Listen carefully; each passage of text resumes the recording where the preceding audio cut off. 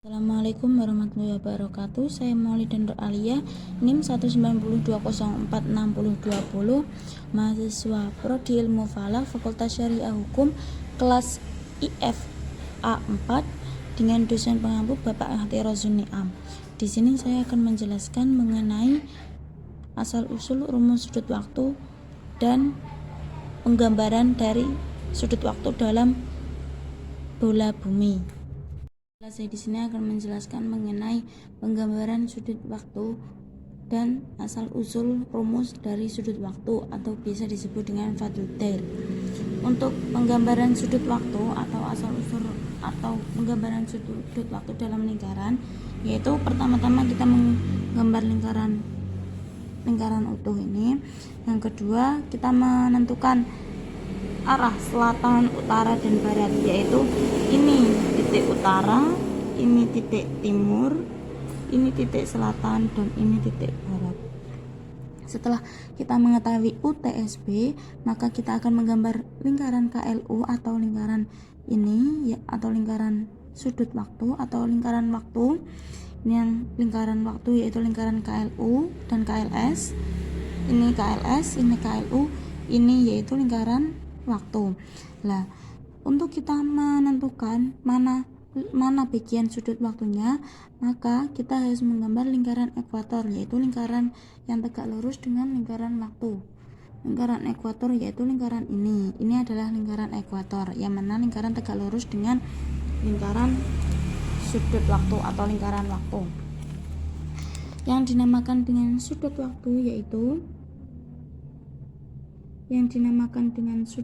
yaitu perpotongan antara garis lingkaran ekuator. Ini garis lingkaran ekuator, ini perpotongan, berarti ini sampai ke sini, sampai ke meridian ini, inilah yang dinamakan dengan sudut waktu. Lingkaran meridian yaitu lingkaran yang menghubungkan antara zenit, titik utara, titik nadir, kutub nadir, titik nadir, dan titik selatan, titik KLU ini. Maka jika ini ke sini, itulah dinamakan dengan sudut waktu. Untuk bisa menentukan sudut waktu, maka kita perlu menggambar seperti ini. Ya. Dari sini ke sini adalah nilai dari H atau tinggi benda langit. Mohon maaf. Dari sini ke sini adalah nilai H atau tinggi dari benda langit. Dari sini ke sini yaitu 90, maka 90 kurangi H. Nah, untuk kita menentukan mana sudut waktunya, maka kita harus menggambar seperti ini dulu. Setelah kita menggambar seperti ini, dari sini ke sini bernilai 90. Nah, ini adalah lingkaran ekuator. Apabila suatu benda pas di garis ekuator, maka dia nilainya 0. Jika dia berada di sebelah selatan ekuator, maka nilainya min, dan dia berada di sebelah utara ekuator, maka nilainya plus. Nah, ini benda langitnya berada di sini, berada di sebelah selatan ekuator, berarti dia bernilai minus, yaitu sini sampai sini 90, sini sampai sini adalah garis deklinasi matahari. Maka untuk menentukannya yaitu 90 dikurangi deklinasi matahari, dan inilah adalah nilai sudut waktu. Berikutnya, untuk menentukan asal-usul rumus dari sudut waktu, yaitu kita tulis saja dulu rumus sudut waktu. Rumus T atau sudut waktu.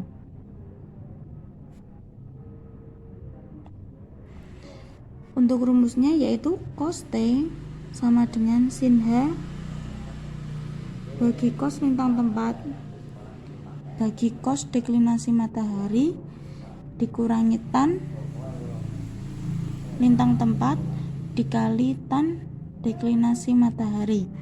Ini adalah rumus dari pencarian sudut waktu, yaitu pencarian sudut besar sudut ini.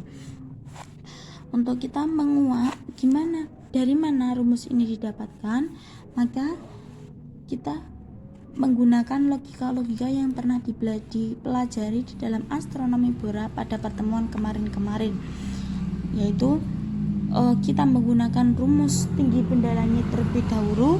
Rumus tinggi benda langit yaitu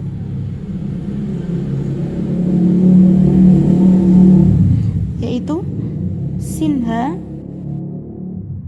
sama dengan sin lintang tempat dikali sin deklinasi matahari ditambah cos lintang tempat dikali cos deklinasi matahari dikali cos sudut waktu atau T.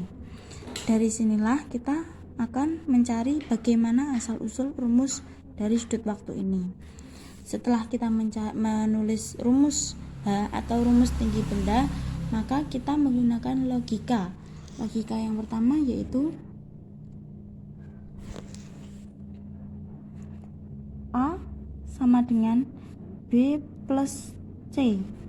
C sama dengan A min B. Dari logika ini kita dapat mengetahui bahwa ini rumus tinggi benda langit ini kita kelompokkan terlebih dahulu, yang mana cos lintang tempat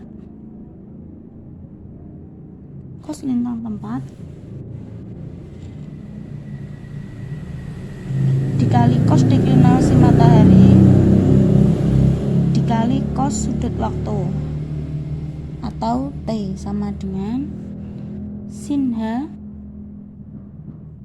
atau sin tinggi benda langit dikurangi sin lintang tempat dikali sin deklinasi matahari. Nah, setelah dikelompokkan seperti ini, maka kita menggunakan logika yang kedua, yaitu ABC sama dengan D min EF. C sama dengan D min EF per AB. Untuk AB ini kita dipindah di bawah ini, nanti akan dibagikan. Lalu C sama dengan D per AB min EF per AB. Logika ini kita masukkan ke dalam rumus ini, atau rumus ini kita masukkan ke dalam logika ini, yang mana menjadi cos T sama dengan sin H min sin lintang tempat dikali sin deklinasi matahari. Sin ini didapat ini, sin H adalah dari sini, sin lintang tempat adalah dari sini, sin deklinasi adalah dari sini. Lalu dibagi cos lintang tempat dikali cos deklinasi matahari. Cos lintang tempat kita dapat dari sini, cos deklinasi kita dapat dari sini, dan ini kita taruh di sini karena cos T adalah rumus yang kita cari. Lalu cos T sama dengan sin H per cos lintang tempat dikali cos deklinasi matahari dikurangi sin lintang tempat dikali sin deklinasi matahari per cos lintang tempat dikali cos deklinasi matahari. Setelah dikelompokkan seperti ini, maka kita tulis berikutnya, yaitu cos T atau cos sudut waktu sama dengan sin H.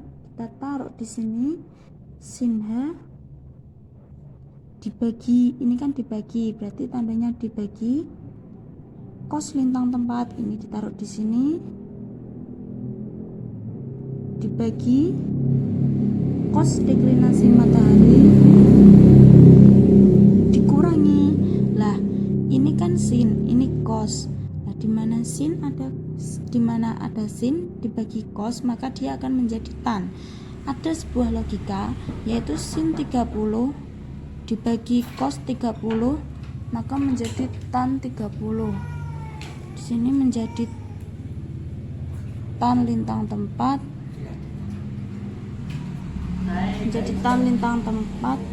dikali tan deklinasi matahari. Nah, maka ini adalah rumus dari sudut waktu. Rumus ini dengan rumus ini hasilnya sama. Berikut adalah asal-usul dari rumus sudut waktu, yang mana rumus tinggi benda langit itu dimasukkan ke dalam logika atau nalar logika, yang kemudian akan mendapatkan hasil asal-usul rumus sudut waktu yang biasanya digunakan untuk perhitungan hisab awal waktu sholat. Demikian yang dapat saya sampaikan, kurang lebihnya mohon maaf sebesar-besarnya. Wassalamualaikum warahmatullahi wabarakatuh.